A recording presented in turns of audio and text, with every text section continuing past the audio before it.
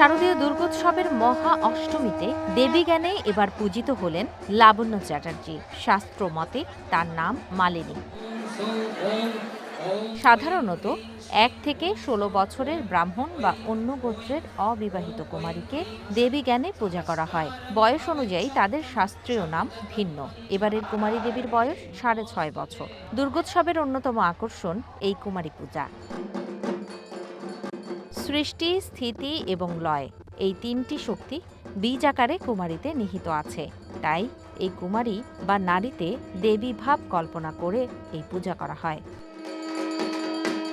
হিন্দু পুরাণ মতে কোলাসুরকে বধ করতেই দেবতাগণ দেবী শক্তির আবাহন করেন। তখন দেবী এই কুমারী রূপেই আবির্ভূত হন।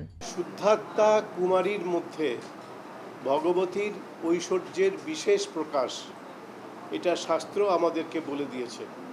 সেই শাস্ত্রবিধান অনুসরণ করে আমরা এই আমাদের রামকৃষ্ণ মঠ ঢাকায় 100 বছরেরও বেশি সময় ধরে এই কুমারী পূজার অনুষ্ঠান করে চলেছি দুর্গা পূজার সময়।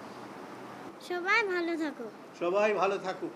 কুমারী পূজার মধ্য দিয়ে নারীকে মাতৃশক্তির প্রতীক হিসেবে শ্রদ্ধা নিবেদন করেন সনাতন ধর্মাবলম্বীরা।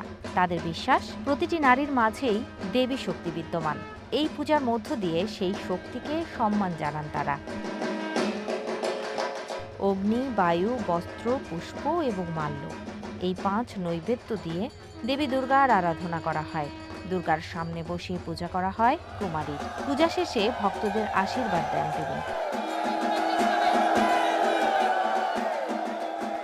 রামকৃষ্ণ মঠ ও মিশনে 100 বছরেরও বেশি সময় ধরে আয়োজিত হচ্ছে কুমারী পূজা।